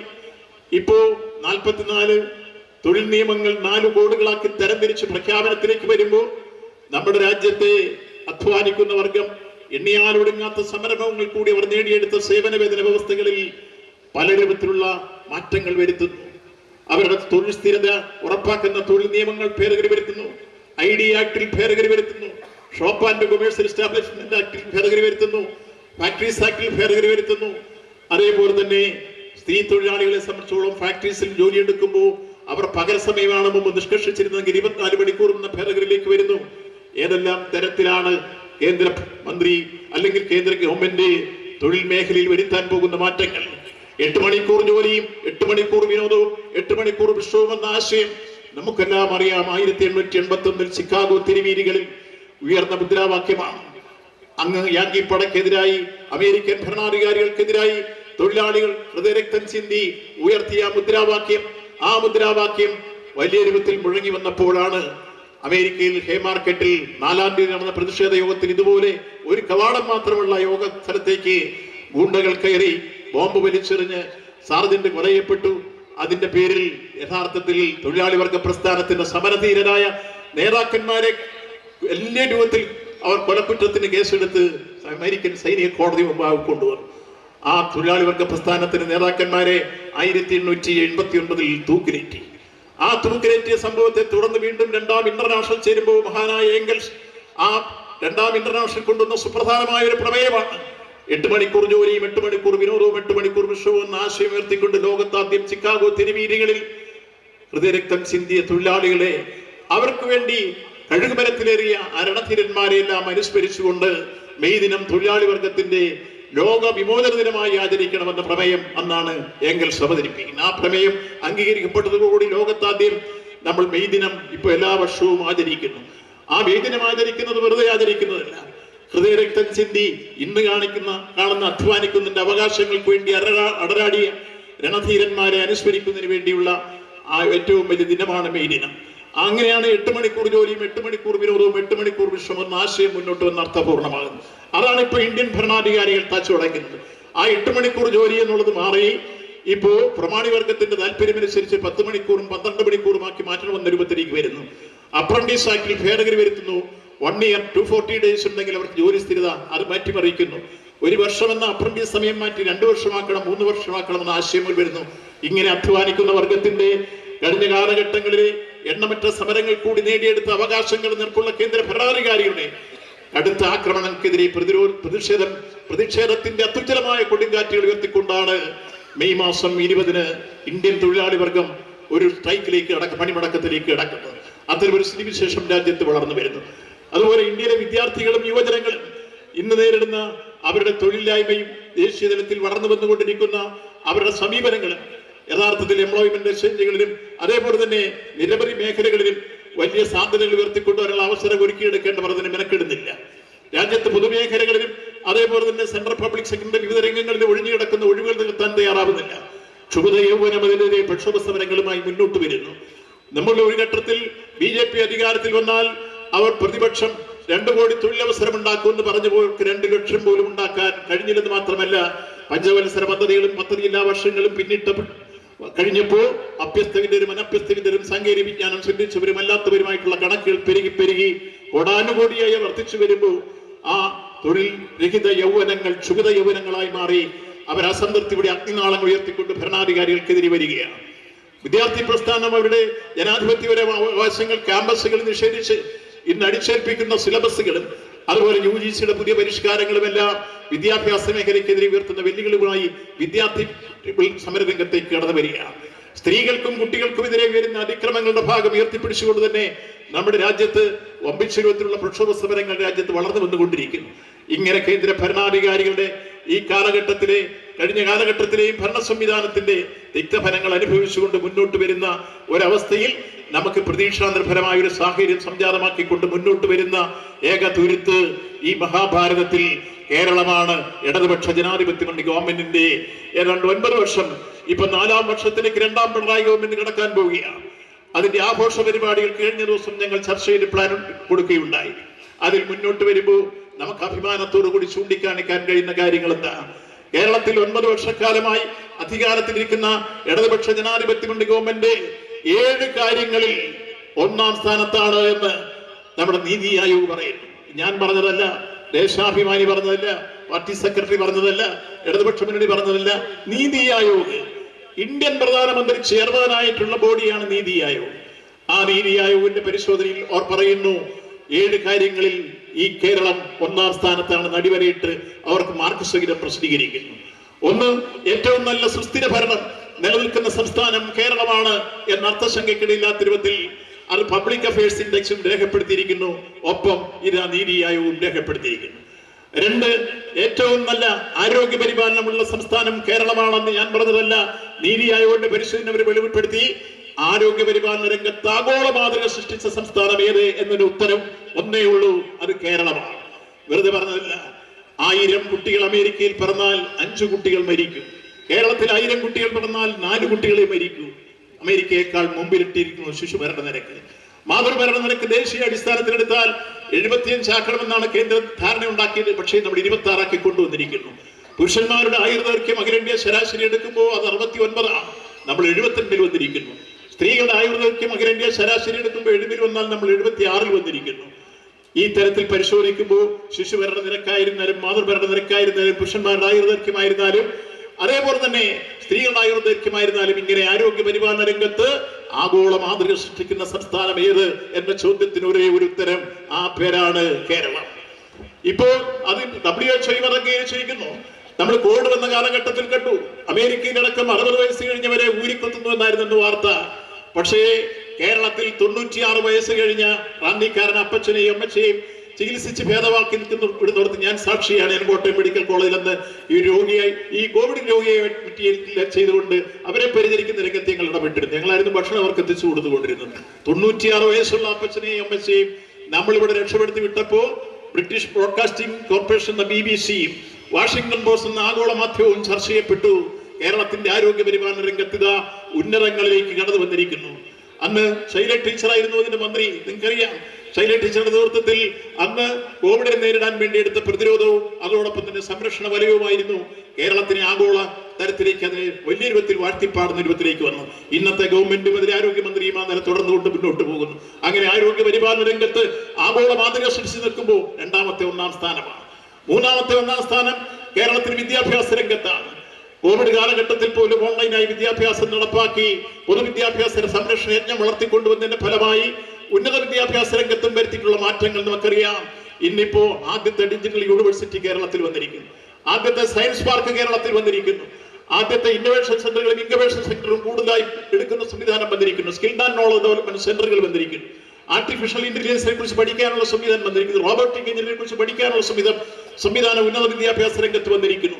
ഇതുകൂടാതെ നമ്മുടെ സംസ്ഥാനത്ത് പൊതുവിദ്യാഭ്യാസ സംരക്ഷണത്തിന്റെ ഫലമായി നമ്മൾ ഓർക്കും, UDF ഗവൺമെന്റ് അധികാരത്തിൽ ഇരുന്നപ്പോ പണമുള്ളവൻ പഠിച്ചാൽ മതി എന്ന ആശയമായിരുന്നു. വിദ്യാഭ്യാസം കേവലം ഒരു അഭിജാത ന്യൂനപക്ഷത്തിന്റെ ആർഭാടമാക്കി മാറ്റുന്ന രംഗത്താണ് UDF മുന്നോട്ട് പോയതെങ്കിൽ LDF വന്നപ്പോ വിദ്യാഭ്യാസം സാർവത്രികവും സൗജന്യമാക്കി മാറ്റി പാവങ്ങൾക്ക് പഠിക്കാനുള്ള അവസരമുണ്ടാക്കി. ഈ കോവിഡ് കാലഘട്ടത്തിൽ പോലും ഓൺലൈനിൽ വിദ്യാഭ്യാസം നടപ്പാക്കി. അന്ന് പരിസരകര വായ്പ കൊടുത്തത് സഹകരണ മേഖലയാണ്. മൊബൈൽ വാങ്ങാൻ, ടാബ് വാങ്ങാൻ, ആപ്പ്, അതുപോലെ തന്നെ മറ്റെല്ലാ സംവിധാനങ്ങളും ഒരുക്കി. അങ്ങനെ വിദ്യാഭ്യാസ രംഗത്ത് നമ്മൾ മുന്നിലാണെന്ന് ഞാൻ പറഞ്ഞതില്ല. നീതി ആയോഗ് 3ാമത്തെ 1ാം സ്ഥാനമായി. 4ാമത്തെ 1ാം സ്ഥാനം എടുക്കുമ്പോൾ ഈ കേരളത്തിൽ നിങ്ങൾക്കെല്ലാം അറിയാം, പാവപ്പെട്ടവന് കയറി കിടക്കാൻ ഇടമില്ലാതെ പണ്ട് KPSC നാടകത്തിൽ KS ജോർജ് പാടുമായിരുന്നു. പാമ്പുകൾക്ക് മാളമുണ്ട്, പറവകൾക്ക് ആകാശമുണ്ട്, മനുഷ്യപുത്രന് തലചായ്ക്കാൻ മണ്ണിനിടമില്ല എന്ന് പാടുമ്പോ ചില്ലുമേടയിലിരുന്ന് എന്നെ കല്ലെറിയല്ലേ എന്ന് ആ കുഷ്ഠരോഗി പാടി അഭിനയിക്കുന്ന രംഗം നമുക്കെല്ലാം ഹൃദയത്തിൽ ഇന്നുമുണ്ട്. അത് കണ്ടിട്ടുള്ള ധാരാളം മുതിർന്നവരുടെ ഉണ്ടാവാം. KPSC നാടകം ആ കാലഘട്ടത്തിൽ അങ്ങനെ പാടുന്ന ഒരു അവസ്ഥ ഉണ്ടായിരുന്നു അർത്ഥപൂർണമായി. ഇന്ന് ആ വഴിയരികിൽ കിടന്നിരുന്നവർ, കടത്തിന്മേൽ കിടന്നിരുന്നവർ, ബന്ധുവീടുകളിൽ കഴിഞ്ഞിരുന്നവർ, പലരൂപത്തിൽ കിടപ്പാടമില്ലായിരുന്നവർ, ഇന്ന് ഏതാണ്ട് 4,80,000 പേർക്ക് ഇന്ത്യയിൽ ആദ്യമായി സൗജന്യ വീട് നിർമ്മിച്ചു കൊടുത്ത സംസ്ഥാനം ഏതെന്ന് ചോദിച്ചാൽ ഒരു ഉത്തരവേ അതിനുള്ളൂ, അത് കേരളമാണ് എന്ന് നമ്മൾ അഭിമാനത്തോടുകൂടി തലയുയർത്തി പറയും. അതാണ് നീതി ആയോഗ് പറഞ്ഞത്. ഇതാണ് നമുക്ക് 4ാമത്തെ 1ാം സ്ഥാനം. 5ാമത്തെ 1ാം സ്ഥാനം എടുത്താൽ 61 ലക്ഷം പേർക്ക് നമ്മൾ കൊടുക്കുന്ന പെൻഷൻ, ക്ഷേമ സോഷ്യൽ സെക്യൂരിറ്റി പെൻഷൻ, അത് മുടങ്ങാതെ ഇടയ്ക്കൊന്ന് മുടങ്ങിയപ്പോൾ ബഹുമാനപ്പെട്ട മുഖ്യമന്ത്രി കേരള നിയമസഭയിൽ ചട്ടം 300 അനുസരിച്ച് പ്രഖ്യാപിച്ചു. ഇനി അത് മുടങ്ങില്ല. ആ വാക്ക് മുഖ്യമന്ത്രി പാലിച്ചു. അതിനുശേഷം ഇതുവരെ ഒരു മാസവും മുടങ്ങിയിരുന്നത് മാത്രമല്ല, പഴയ കുടിശ്ശിക 2 കൊടുത്തു. ഇനി 3 കൂടി ഉടനെ കൊടുക്കും. ഒപ്പം അത് വർദ്ധിക്കുന്ന കാര്യവും പരിഗണിക്കുമെന്ന് മുഖ്യമന്ത്രി നിയമസഭയിൽ പറഞ്ഞു. അവിടെ നമ്മൾ മനസ്സിലാക്കേണ്ടത്, ഈ മഹാഭാരതത്തിൽ ഈ 61 ലക്ഷം പേർക്ക് പെൻഷൻ കൊടുക്കുന്ന ഒരു സംസ്ഥാനം ഇന്ത്യയിൽ വേറെ ഏതുണ്ട്? ഒരാൾക്കും പറയാൻ കഴിയില്ല. വേറൊരു സംസ്ഥാനത്തുമില്ല ഈ സാഹചര്യം. അതാണ് കേന്ദ്ര ഗവൺമെന്റ് പറയുന്നത്. നിങ്ങൾ എന്തിനാണ് ഈ പെൻഷൻ കൊടുക്കുന്ന ക്ഷേമ പെൻഷൻ വെട്ടി കുറയ്ക്കി? നമുക്ക് തരാനുള്ള പണം തരാതിരിക്കുന്ന ഒരു ഘടകം പറയുന്നതാണ്. നമ്മൾ നന്നായി ജീവിക്കുന്നു, നമ്മൾ പെൻഷൻ കൊടുക്കുന്നു, നമ്മൾ ക്ഷേമ പദ്ധതി നടപ്പാക്കുന്നു. ഇപ്പൊ കേരളത്തിൽ പാവപ്പെട്ട ചാത്തനും ചിരിതയും കോശിയും അല്ലെങ്കിൽ ഇവരെല്ലാം ഒരു നേരത്തെ ചായ കുടിക്കാനും ഒരു നേരത്തെ ഭക്ഷണം കഴിക്കാനുള്ള വക കൃത്യമായി 1600 നോക്കി കൃത്യമായി കിട്ടുന്നു. അത് നടപ്പാക്കുന്ന ഒരു സംസ്ഥാനം കേരളമാണ്. 5ാമത്തെ 1ാം സ്ഥാനമാണ്. 6ാമതായി നമ്മുടെ സംസ്ഥാനം എടുക്കൂ. കേരളം ഏറ്റവും കൂടുതൽ വ്യവസായ രംഗത്ത് മുന്നോട്ട് വന്നിരിക്കുന്ന ഈ കാലഘട്ടത്തിൽ സംരംഭകരുടെ എണ്ണം വർദ്ധിച്ചു. 3.5 ലക്ഷം തൊഴിലവസരങ്ങൾ ഉണ്ടാവുന്ന രൂപത്തിലേക്ക് നമ്മളിതാ നമ്മുടെ വ്യാവസായിക മേഖലയുടെ ഇൻഡെക്സിൽ കേരളം 1ാം സ്ഥാനത്ത് എന്ന് പ്രഖ്യാപിച്ചത് ഞാനല്ല, കേന്ദ്രമന്ത്രി ഇവിടെ വന്ന് കേരളത്തിന് അവാർഡ് നൽകിയിട്ട് പോവുകയാണ്. നമ്മൾ 1ാം സ്ഥാനത്ത് എത്തിയിരിക്കുന്നു. നമ്മുടെ ഇൻഡെക്സ് ആരൂപത്തിൽ വന്നു വന്നിരിക്കുന്നു. സംരംഭത്വം, MSME ഈ രൂപത്തിലെല്ലാം പുരോഗമിക്കുന്ന തൊഴിലവസരങ്ങൾ ഈ അടുത്ത കാലത്ത് സംഘടിപ്പിച്ച നമ്മുടെ കോൺക്ലേവും ആ ഇൻവെസ്റ്റ്മെന്റ്സ് മീറ്റും എല്ലാം കൂടി കഴിഞ്ഞപ്പോഴേക്ക് 1,82 ലക്ഷം കോടിയുടെ പുതിയ ഇൻവെസ്റ്റ്മെന്റ്സ് വരാൻ പോകുന്നു. എന്താണ് കേരളം വ്യാവസായിക മേലൊരു കുതിപ്പ്. നമ്മളിപ്പോ 6ാമത് 1ാം സ്ഥാനത്തേക്ക് വന്നിരിക്കുന്നു. മറ്റൊരു 1ാം സ്ഥാനം എന്ന് പറയുന്നത് ഈ വരുന്ന നവംബർ മാസം 1ാം തീയതി ബഹുമാനപ്പെട്ട കേരള മുഖ്യമന്ത്രി പ്രഖ്യാപിച്ചു കഴിഞ്ഞിരിക്കുന്നു. നമ്മുടെ രാജ്യം നീതി ആയോഗ് വിലയിരുത്തിയപ്പോ നമ്മുടെ അതിദാരിദ്ര്യരുടെ കണക്കെടുത്ത് പരിശോധിച്ചപ്പോ ഓരോ സംസ്ഥാനത്തിന്റെയും കണക്ക് പറഞ്ഞു. ഉത്തർപ്രദേശിൽ 28% അതിദാരിദ്ര്യം, 26% ബീഹാർ, 22% രാജസ്ഥാൻ. ആ കണക്കിങ്ങോട്ട് വന്നപ്പോ കേരളം 0.73, 66,006 കുടുംബങ്ങൾ. ഇതാണ് കേരളത്തിലെ അതിദാരിദ്ര്യത്തിന്റെ കണക്ക്. അതിലിപ്പോ 50%, 60% പരിഹരിക്കപ്പെട്ട് കഴിഞ്ഞു. ഇപ്പൊ തീവ്ര പരിപാടിയുമായി മുന്നോട്ട് നീങ്ങുകയാണ്. അടുത്ത നവംബർ മാസം 1ാം തീയതി 2025 നവംബർ മാസം 1ാം തീയതി കേരളത്തിന്റെ ആരാധ്യനായ മുഖ്യമന്ത്രി ഇന്ത്യ മഹാരാജ്യത്ത് ആദ്യമായി അതിദാരിദ്ര്യം നിർമ്മാർജ്ജനം ചെയ്ത സംസ്ഥാനം ഏത് എന്നുള്ളതിന് പ്രഖ്യാപനം നടത്തും. അത് ഈ കേരളമായിരിക്കും എന്നതാണ് 7ാമതായി വരുന്ന 1ാം സ്ഥാനം. ആർക്കും നിഷേധിക്കാൻ കഴിയില്ല. ഒരു നാടിന്റെ വികാസ പ്രക്രിയയിൽ പാലവും കരിങ്കും റോഡും തോടും എല്ലാം ഇൻഫ്രാസ്ട്രക്ചറാണ്, പശ്ചാത്തല വികസനമാണ്.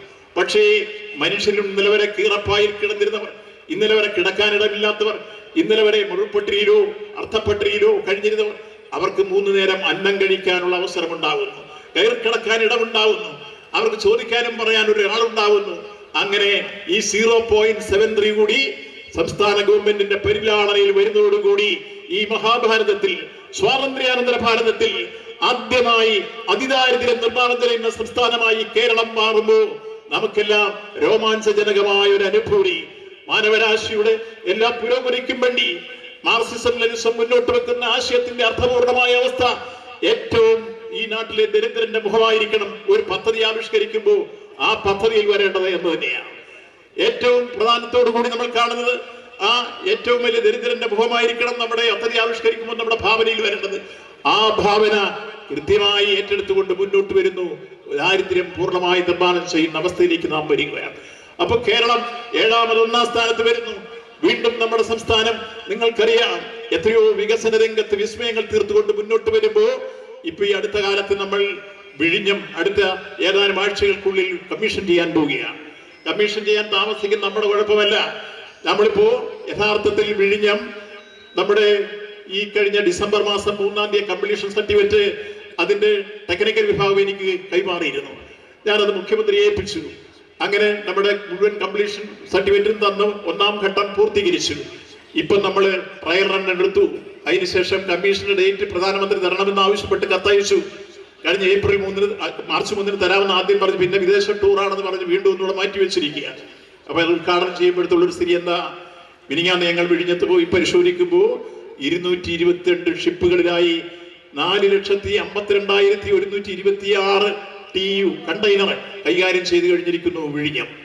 എന്നുവെച്ചാൽ ലോകത്തെ 9 തുറമുഖങ്ങൾ 4-5 എടുക്കുമ്പോൾ അതിലൊന്ന് കേരളം, വിഴിഞ്ഞം. അല്ലെങ്കിൽ ഇന്ത്യയിലെ നമ്പർ 1 തുറമുഖമായി ഫെബ്രുവരിയിൽ വിഴിഞ്ഞം മാറി. കാരണം അവിടെ അന്ന് വന്നത് 40 ഷിപ്പുകളിലായി 78,816 കണ്ടെയ്നർ വന്നപ്പോ ഇന്ത്യയിലെ 1-ാമത്തെ തുറമുഖമായി വിഴിഞ്ഞം മാറി.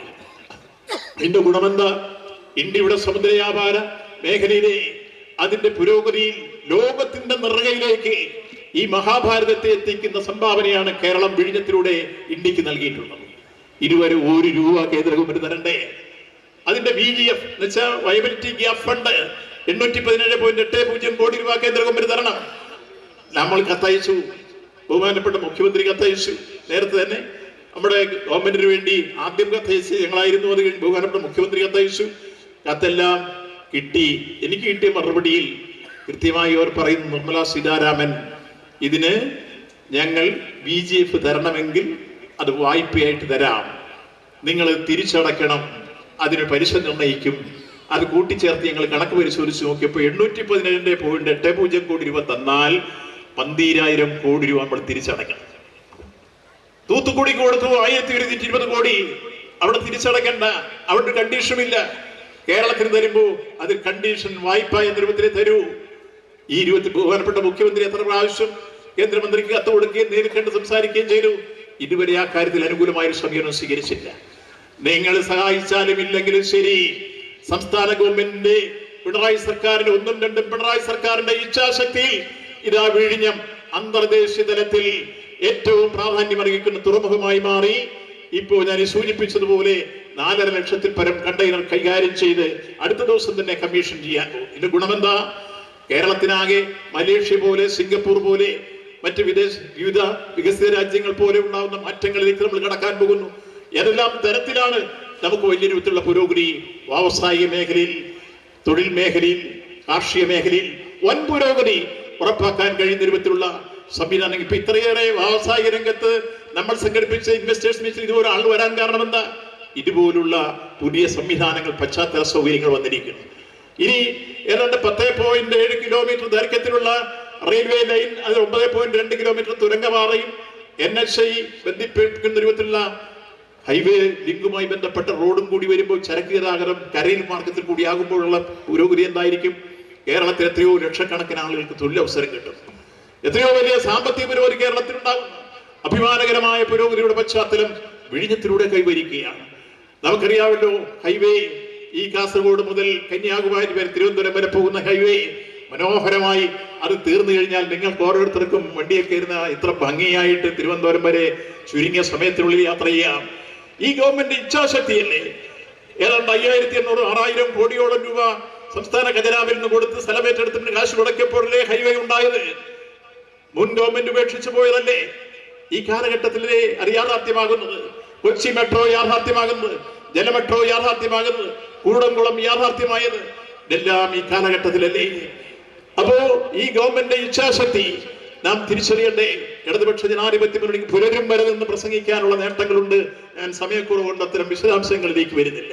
ഇങ്ങനെയുള്ള ഗവൺമെന്റിന്റെ ഈ പ്രവർത്തനങ്ങളെ കുറിച്ച് ഞാൻ പറഞ്ഞ കാര്യങ്ങളല്ല. ഇപ്പൊ കേന്ദ്രത്തിൽ നിന്ന് MP ശശി തരൂരായിരുന്നാലും ശരി, അതേപോലെ തന്നെ മറ്റ് രാഷ്ട്രീയ പാർട്ടി നേതാക്കന്മാരായിരുന്നാലും ശരി, ഈ ഗവൺമെന്റ് സൽക്കർമ്മങ്ങളെ അവർ അഭിനന്ദിക്കാൻ മുന്നോട്ട് വരുമ്പോൾ UDF ഉണ്ടാവുന്ന പടലപ്പിണക്കവും പൊട്ടിത്തെറിയും എല്ലാം നമ്മൾ കണ്ടു. യഥാർത്ഥത്തിൽ കോൺഗ്രസിൽ നിന്ന് ആ കോൺഗ്രസ് രാഷ്ട്രീയം യദുകുലം നശിക്കുന്നത് പോലെ തകർന്ന് തരിപ്പണമാകുന്ന രൂപത്തിലേക്ക് വരികയാണ്. അന്യോന്യം ഏറ്റുമുട്ടി ആര് മുഖ്യമന്ത്രിയാകണം സ്വപ്നം കാണുകയല്ലേ അവർ? ആര് മുഖ്യമന്ത്രിയാവണം? ആരെങ്കിലും ആകാൻ ഭൂരിപക്ഷം കിട്ടിയിട്ട് വേണ്ടേ മുഖ്യമന്ത്രിയാവാൻ? അതിനു മുമ്പ് ഈ തമ്മിലടിച്ച് തലതല്ലി കീറുന്ന രൂപത്തിലേക്ക് വന്നാൽ ഞാൻ ചോദിക്കട്ടെ, ഇപ്പോൾ നിങ്ങളുടെ പാർട്ടിയും അത് ചെന്നത്തിൽ നിൽക്കുന്ന സ്ഥിതിയും, ഞങ്ങൾ സമ്മേളനം നടത്തിയപ്പോൾ ഞങ്ങളെ പരിഹസിക്കാൻ മുന്നോട്ട് വന്ന കോൺഗ്രസുകാരോട് നിയമസഭയിൽ ഞങ്ങൾ ചോദിച്ചു. ഡിമാൻഡ് ഡിസ്കഷനിൽ ഞങ്ങൾ ബ്രാഞ്ച്, LC, ഏരിയ, ജില്ലാ, സംസ്ഥാന സമ്മേളനം അതിമനോഹരമായി അവസരങ്ങൾ കൂടാതെ, അസഹിഷ്ണുത കൂടാതെ, അസംതൃപ്തി കൂടാതെ പരിഹരിച്ച് ജനലക്ഷങ്ങൾ ഇരമ്പിയാർക്കുന്ന ഒരു ചെങ്കടൽ കൊല്ലത്തിരമ്പിക്കേറിയ പ്രീതിയോടുകൂടി സംസ്ഥാന സമ്മേളനം സമാപിക്കുമ്പോൾ നിങ്ങൾ സൂര്യവരെ തപസ്സിരുന്നാൽ ഇതുപോലൊരു സമ്മേളനം നടത്താൻ നിങ്ങൾക്ക് കഴിയുമോ എന്ന് വെല്ലുവിളിച്ചിട്ട് ആരും എന്റെ മറുപടി പറഞ്ഞില്ല. അവിടെയാണ് ഒരു പാർട്ടി അവരവന്റെ താടി താങ്ങാൻ മേലാത്തൊരു മറ്റൊരു അങ്ങാടി എങ്ങനെ താങ്ങുമെന്നൊരു പഴുത്തല്ലുണ്ട്. കോൺഗ്രസിന് സ്വന്തം പാർട്ടിയും അതിന്റെ ഘടകത്തെയും നേതാക്കത്തെയും പരസ്പരം വിശ്വാസമില്ല. അവരെ ആരും സംരക്ഷിക്കാനും കഴിയില്ല. പിന്നെ എങ്ങനെ നാട്ടുകാരെ സംരക്ഷിക്കും? സതീശന് സുധാകരനെ കാണാൻ മേല, സുധാകരൻ സതീശനെ കാണാൻ മേല, ചെന്നിത്തലയ്ക്ക് സതീശനെ കാണാൻ മേല, AC വേണോ മോടിയിരുന്നു കൊണ്ട് എല്ലാത്തിനും ചൂണ്ടയിടുകയാണ്. എന്തെല്ലാം പണിയാണ് അതിനകത്ത് നടക്കുന്നത്. ഞാൻ എന്റെ വിശദാംശമൊക്കെ പറഞ്ഞ ഒരുപാട് രഹസ്യങ്ങളുണ്ട്, പറയാൻ സമയമില്ലാത്തതുകൊണ്ട് കിടക്കുന്നില്ല. അത്തരത്തിലുള്ള കോൺഗ്രസ് ഇപ്പൊ അവസാനം അവർ കയറി ഒരു തുറപ്പിയിട്ടെടുത്ത് നോക്കി SUC-ക്കാരെ പിടിച്ച് ബംഗാളിൽ നടത്തിയ ഒരു സമരം നടത്തിയാൽ അംഗൻവാടിക്കാരെ പിടിച്ചിട്ട് സമരവുമായിട്ട് മുന്നോട്ട്, അംഗൻവാടി എന്ന നമ്മുടെ ആശാവർക്കന്മാരെ, ആ പാവങ്ങൾ, അവർക്ക് വേതനം വർദ്ധിപ്പിക്കണം എന്നുള്ള കാര്യത്തിലൊന്നും നമുക്കാർക്കും തർക്കമില്ല. അവർക്ക് ഏതെങ്കിലും തരത്തിൽ കൂട്ടിക്കൊടുക്കാൻ കേന്ദ്ര ഗവൺമെന്റ് തന്നാൽ അപ്പൊ കൊടുക്കുമെന്ന് നമ്മുടെ മന്ത്രി പ്രഖ്യാപിക്കുകയും ചെയ്തു. പക്ഷേ ഈ സമരം ചെയ്യുന്നവരും അതിനെ പിന്തുണയ്ക്കുന്നവരും ഒരു കാര്യത്തിന് മറുപടി പറയേണ്ടത്, ഈ ഇന്ത്യയിൽ കേരളത്തിൽ കിട്ടുന്ന ഓണറേറിയവും ഇൻസെന്റീവും കിട്ടുന്ന മറ്റൊരു സംസ്ഥാനം നിങ്ങൾക്ക് ചൂണ്ടിക്കാണിക്കാനുണ്ടോ? നിയമസഭയിൽ മന്ത്രി വെല്ലുവിളിച്ചിട്ട് ആരും പറഞ്ഞില്ല. ആന്ധ്രക്കാരവിടെ പ്രമേയം അവതരിപ്പിച്ചു, ഒരു ബഡ്ജറ്റ് അവതരിച്ചു, അത് കടലാസില, പക്ഷെ ആർക്കും കൊടുത്തില്ല. ഇന്നിപ്പോ കേരളത്തിൽ കിട്ടുന്ന ഓണറേറിയവും ഇൻസെന്റീവും ഇന്ത്യയിൽ മറ്റൊരു സംസ്ഥാനത്തിന് ലഭിക്കുന്നില്ല. UDF ഗവൺമെന്റ് കാലഘട്ടത്തിൽ 1000 രൂപ മാത്രം കൊടുത്തിരുന്നവർക്ക് ഇന്നത് 7000-ലേക്ക് എത്തി. ഇൻസെന്റീവ് ഇവിടെ കൂട്ടിയാൽ 13,200 രൂപത്തിലേക്ക് എത്തുന്ന സംസ്ഥാനം ഏതെന്ന് ചോദിച്ചാൽ അത് കേരളമാണ്. യഥാർത്ഥത്തിൽ കേന്ദ്രത്തിന് തരേണ്ട ഇൻസെന്റീവ് കൊടുക്കാനുള്ള പണം തരാനുള്ള ഇത്രയെന്ന് അക്കമിട്ട് നമ്മുടെ മന്ത്രി നിയമസഭയിൽ പറഞ്ഞു. അവരോട് സംഭാഷണ മധ്യേ പറഞ്ഞു, കേന്ദ്രം തന്നാൽ നിങ്ങൾക്ക് തരുന്ന കാര്യത്തിൽ ഞങ്ങൾക്ക് ഒരു മടിയുമില്ല, ഞങ്ങൾ അനുഭാവപൂർണമായ സമീപനം സ്വീകരിക്കും. പക്ഷേ കേന്ദ്ര ഗവൺമെന്റ് തരേണ്ട പണം തരുന്നില്ല, നിങ്ങൾക്ക് തരേണ്ട പണം. ഇത് സ്കീം വർക്കേഴ്സ് എന്ന രൂപത്തിൽ വരികയാണ്. അവിടെ എന്താ CIT ഉയർത്തിയ മുദ്രാവാക്യം? ഇവരെ തൊഴിലാളികളായി അംഗീകരിക്കണം. തൊഴിലാളികളായി അംഗീകരിച്ചുള്ള ഗുണം എന്താ? തൊഴിലാളികൾ എവിടെയെങ്കിലും വന്നു കഴിഞ്ഞാൽ അവർക്ക് മിനിമം വേജസ് കൊടുക്കണമെന്നാണ്.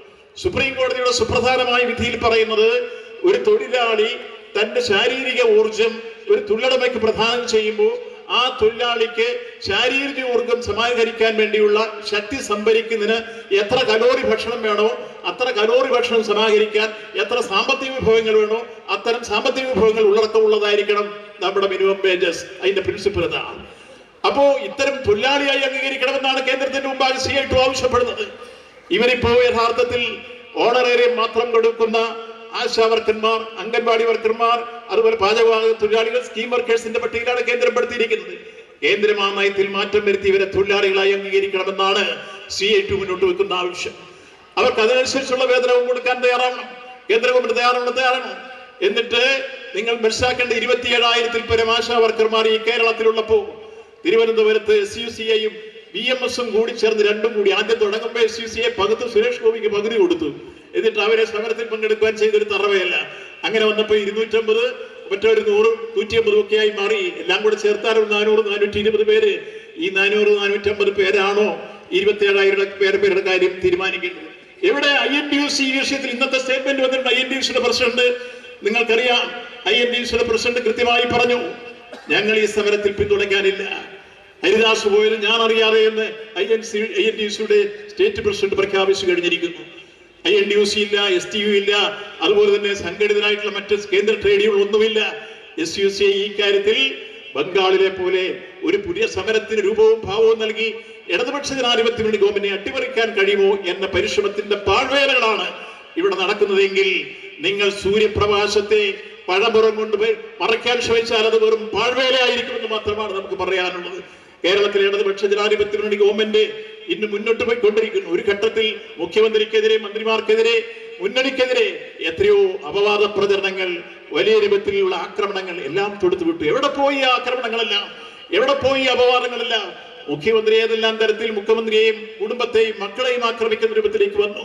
ഇതെല്ലാം ഞങ്ങൾ ചൂണ്ടിക്കാണിച്ചത് മറ്റൊന്നുമല്ല, കേരളത്തിലെ ഇടതുപക്ഷ ജനാധിപത്യ മുന്നണി ഗവൺമെന്റും അതിന് നേതൃത്വം നൽകുന്ന മുഖ്യമന്ത്രിയും ആ മുന്നണിയെ ഭാവനാസമ്പന്നമായ പ്രവർത്തനങ്ങൾ കൂടി ഞങ്ങൾ പ്രകടന പത്രികയിൽ പറഞ്ഞ 900 കാര്യങ്ങൾ നടപ്പാക്കുമെന്ന് പ്രഖ്യാപിച്ച് 1 by 1 നമ്പറിട്ട് നടപ്പാക്കിക്കൊണ്ടിരിക്കുമ്പോൾ ഉദിച്ചു വരുന്ന ചന്ദ്രബിംബത്തെ നോക്കി സന്ധ്യകളിൽ നടവരമ്പത്തിരിക്കുന്ന ക്ഷുദ്രജീവികൾ ചിലയ്ക്കുന്നത് പോലെ ആ ഗവൺമെന്റിന്റെ ഉയർച്ചയും വളർച്ചയും വികാസവും കണ്ട് യഥാർത്ഥത്തിൽ പ്രതിപക്ഷവും BJPയും ചേർന്ന് ഈ ചിലപ്പ് നടത്തുന്നതല്ലാതെ ഈ നാട്ടിൽ ഈ ഗവൺമെന്റിനെ ഒരു ചുക്കും ചെയ്യാൻ കഴിയില്ലെന്ന് മാത്രമല്ല, ഈ നാടിന്റെ ജനകീയ പിന്തുണയോടുകൂടി ഇടതുപക്ഷ ജനാധിപത്യ മുന്നണി ഇതാ 3ാം ടേണിലും കേരളത്തിൽ അധികാരത്തിൽ വരുമെന്ന കാര്യത്തിൽ സംശയം വേണ്ട.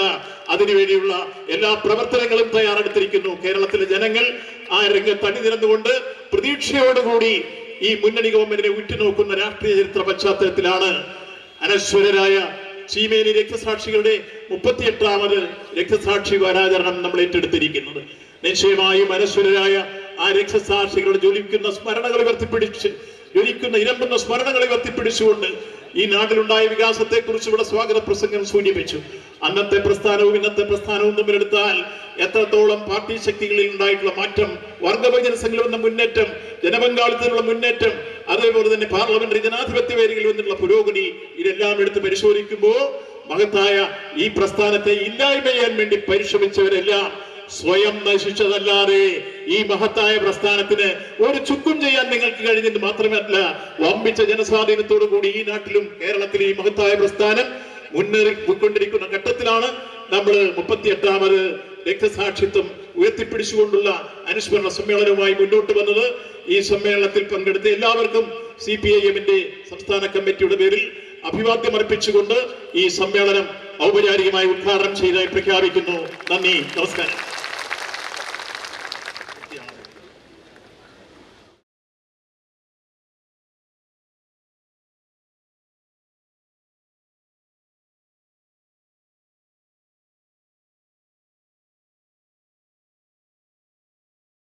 സഖാവ് വാസവൻ,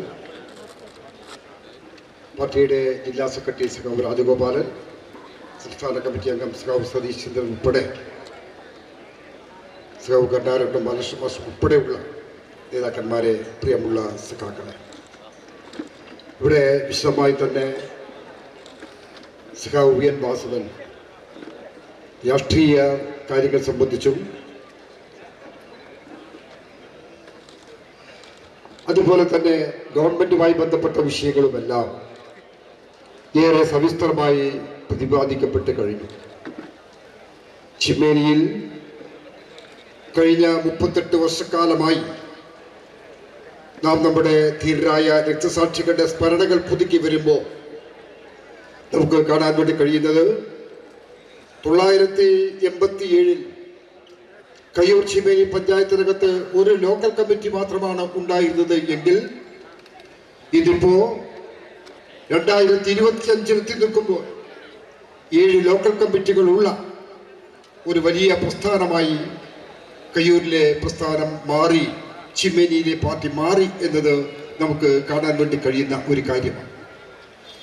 ഇവിടെ നമ്മൾ ധീരരായ സഖാക്കൾ അവരുടെ സ്ഥൈര്യം, ഒരു പ്രശ്നത്തിന്റെ മുന്നിൽ ഒരു വലിയ വിപത്തിനെ എങ്ങനെ നേരിടണം എന്ന് സംബന്ധിച്ചുള്ള അവരുടെ ശരിയായിട്ടുള്ള സമീപനങ്ങളാണ് ഒരു വലിയ കൂട്ടക്കൊല ഒഴിവാക്കുന്ന സാഹചര്യം ഉണ്ടായത്.